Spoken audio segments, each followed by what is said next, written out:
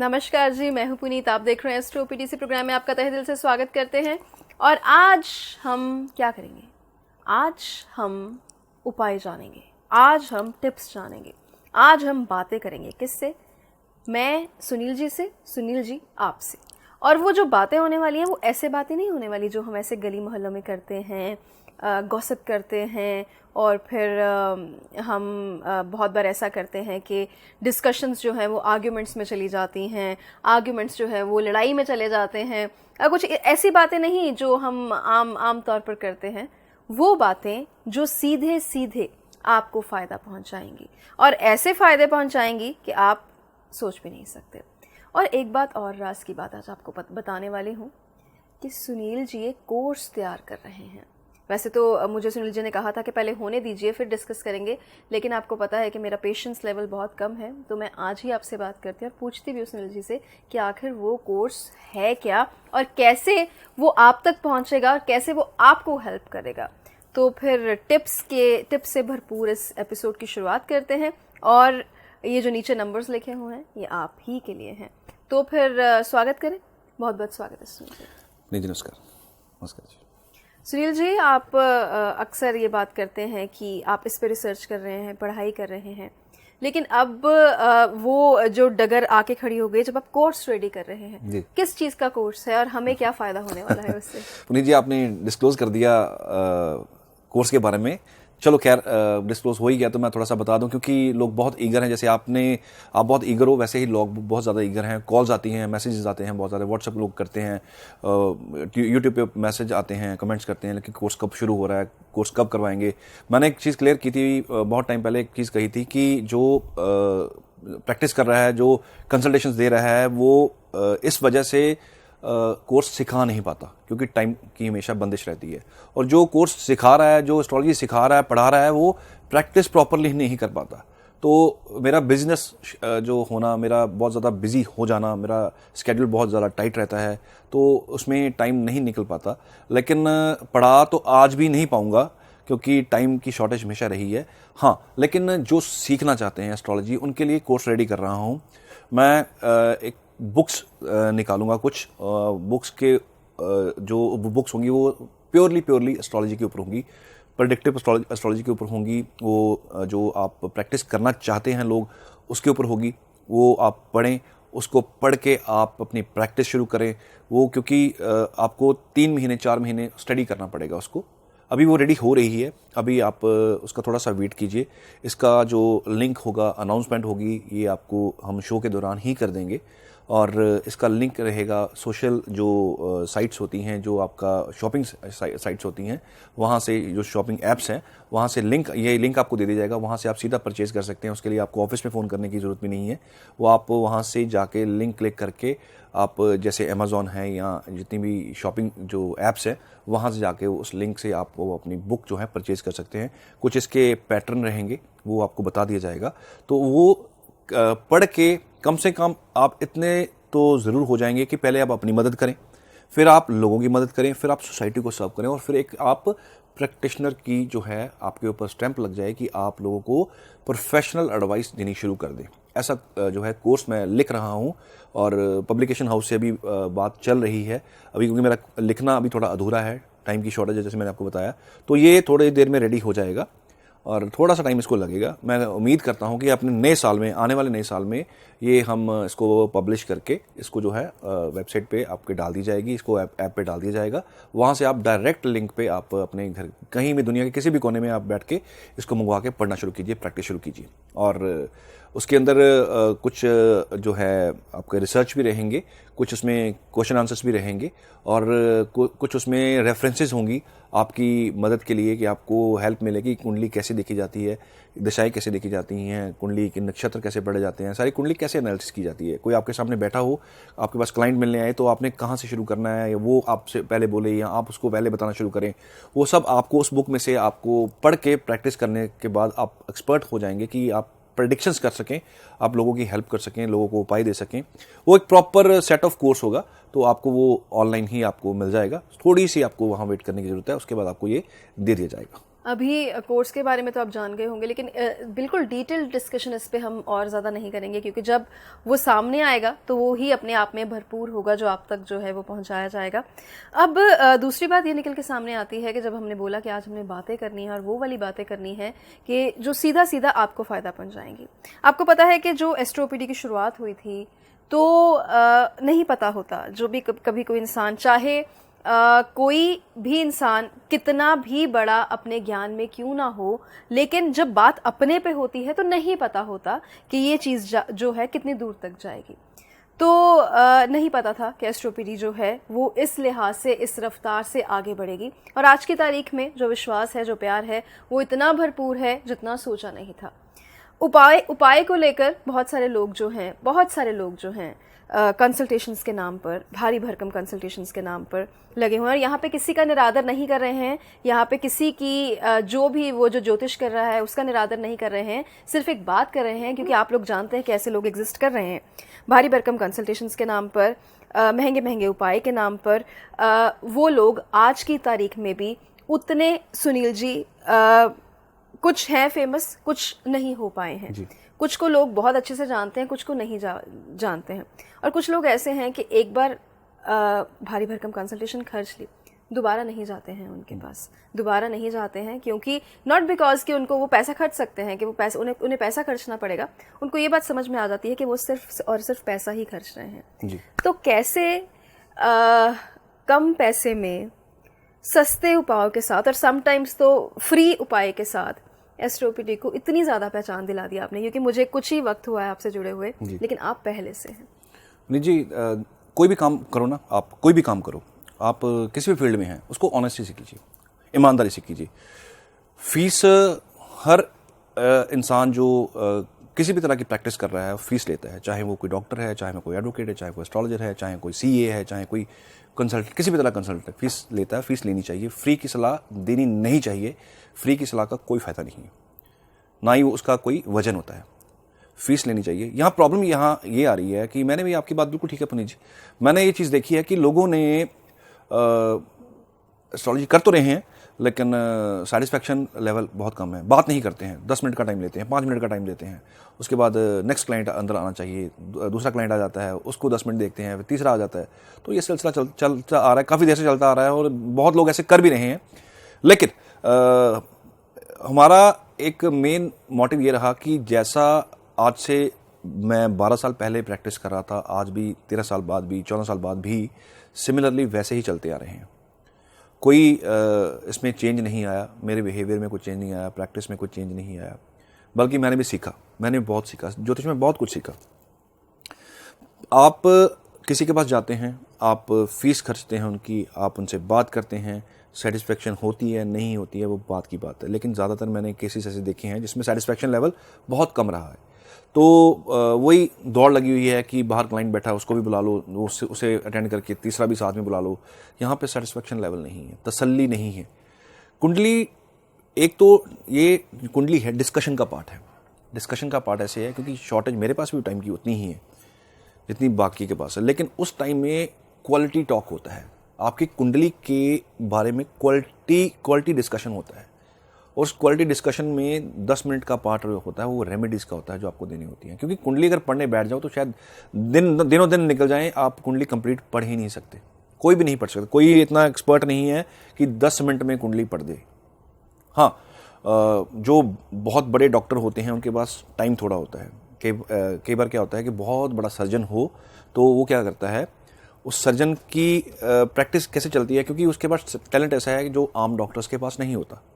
तो वो उसका डॉक्टर का क्या होता है, सर्जन का काम क्या होता है, उसकी जो टीम होती है वो पहले बॉडी को खोलती है, जिस पार्ट की सर्जरी करनी होती है उसको डायसेक्शन करके बॉडी खोली जाती है।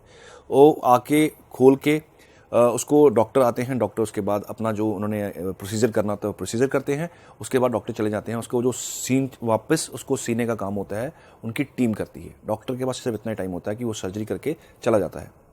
सिमिलरली इसमें ऐसा ही है कि to the point discussion, healthy discussion आपकी कुंडली के बारे में होना चाहिए। जो भी लोग एस्ट्रोलॉजी कर रहे हैं, आप कोशिश ये किया कीजिए कि आप बेस्ट से बेस्ट आपका जो जितनी आपको नॉलेज है वो उस कुंडली के अंदर झोंक के, जो आपके सामने आपके ऊपर विश्वास टिकाए बैठा हुआ है, आपके ऊपर उम्मीद लगा के बैठा हुआ है, वो आप उस इंसान को अच्छे से उसका इलाज कर सकें, अच्छे से उसकी डिस्कशन करें, उसको प्रेडिक्शंस दें, उसकी प्रॉब्लम का जड़ ढूंढें, जड़ ढूंढने के बाद उसका हल उनको बताएं। ये आप इतना कर दीजिए, बाकी ईश्वर पे छोड़ दें। डॉक्टर भी कहता है कि हमने कर दिया है, अब ऊपर वाले से दुआ करो कि अगले 24 घंटे में 72 घंटे में ये इंसान जो है वो अपनी होश में आ जाए। तो यही चीज़ है, आप अपना कर्म ढंग से कर दीजिए, बाकी ईश्वर देना, ईश्वर ने है, रिजल्ट ईश्वर के थ्रू आएगा, वही देंगे, वही सुप्रीम पावर है, उनके ऊपर कोई नहीं है, उनसे आगे कोई नहीं है।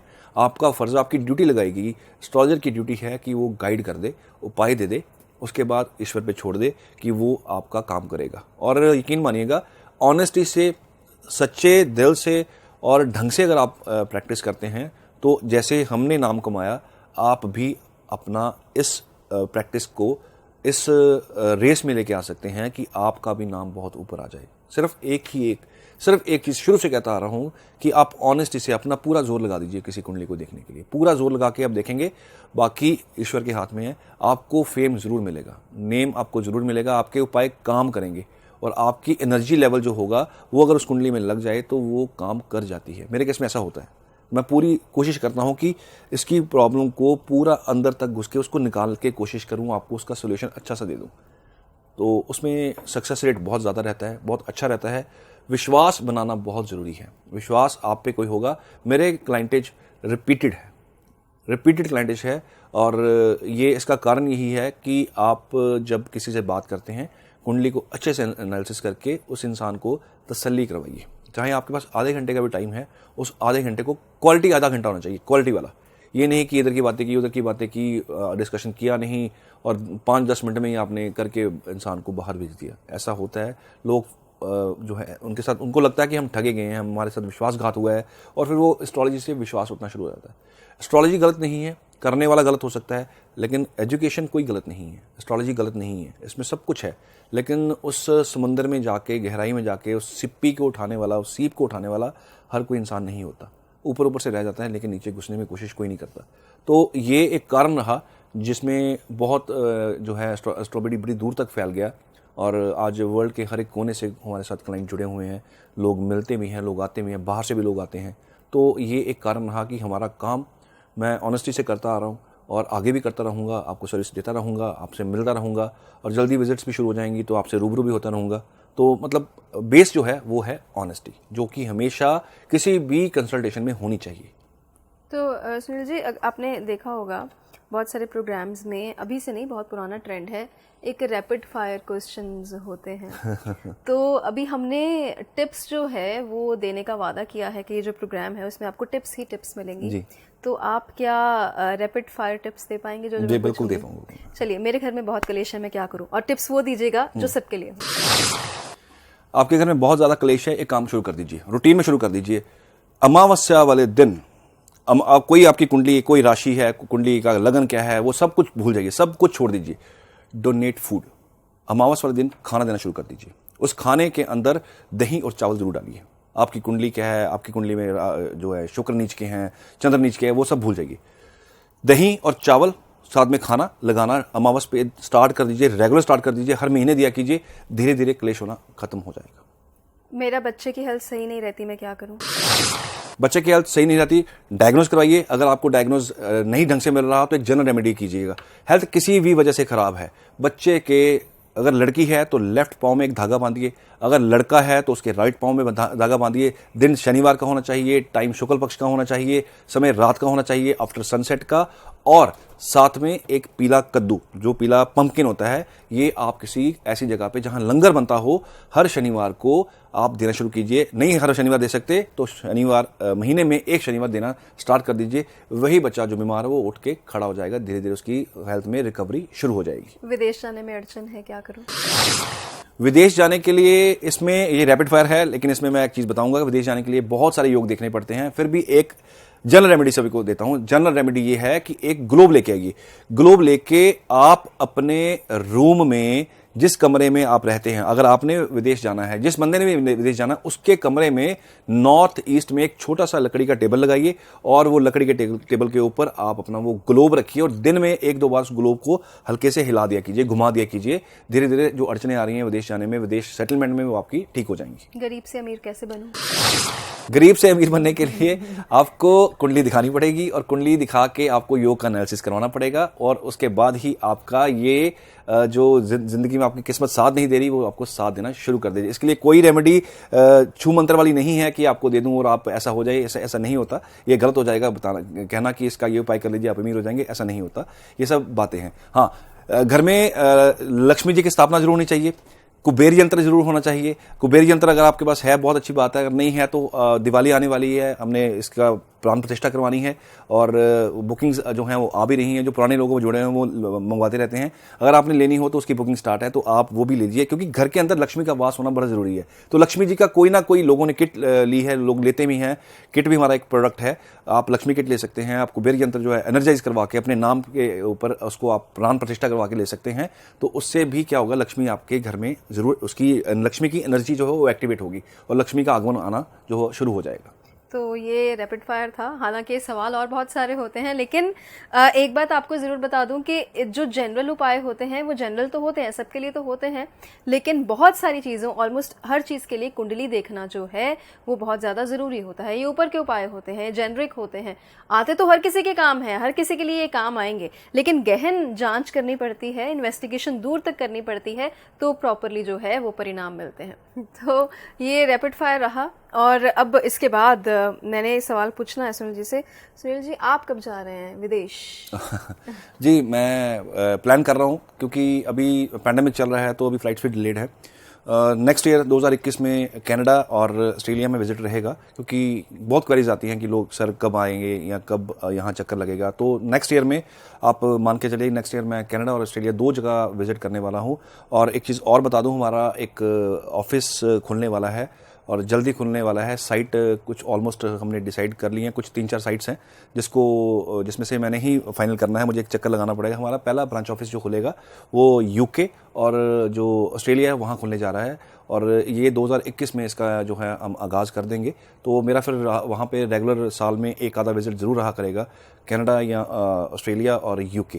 पहला हमारा जो खुलेगा वो खुलेगा यूके में, सेकंड प्रायोरिटी जो है वो रहेगी ऑस्ट्रेलिया की और थर्ड नंबर पे जो है हम खोलेंगे अपना ऑफिस कनाडा में।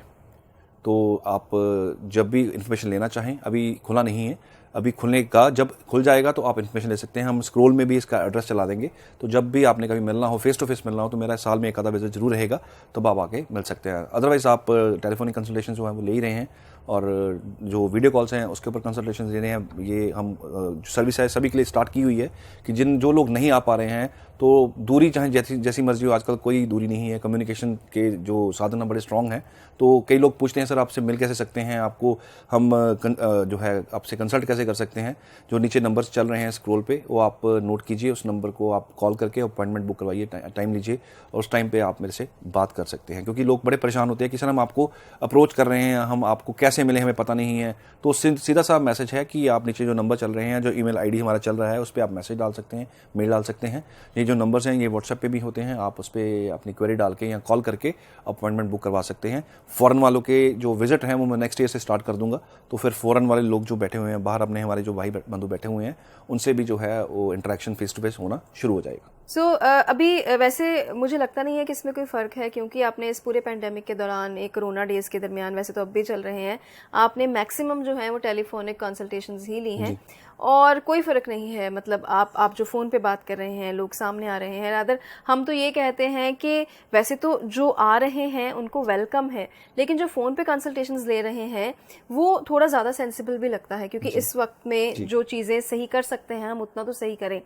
तो जो आपका इंतज़ार कर रहे हैं, जो कनाडा में आपका इंतज़ार कर रहे हैं, जो आपका ऑफिस भी खुलने वाला है, तो मुझे लगता है कि इस वक्त आपके नक्षत्र अच्छे चल रहे हैं। जी, आप सबके नक्षत्र अच्छे हैं और मेरे भी अच्छे हैं, ऐसी बात नहीं है। समय जो है हर इंसान को मौका देता है, उस मौके को संभालना होता है। उस चीज़ को, मेरा एक क्लियर सी एक चीज़ मेरी ज़िंदगी का एक असूल रहा है कि जो भी किया है उसको दिल से किया है और ऑनेस्टी से किया है। अगर मैं पढ़ रहा था, जब इंजीनियरिंग कर रहा था तो बड़े दिल से की, और जब पढ़ रहे थे तो बड़े दिल से हम पढ़े, और जब एस्ट्रोलॉजी की तो बड़े दिल से की, शिद्दत से की, और पैशन था मेरा, आग थी कि ये करनी है, ये क्या है, कौन सा समुंदर है, इसमें क्या चीज़ें हैं, क्या चीज़ें इसमें हो सकती हैं।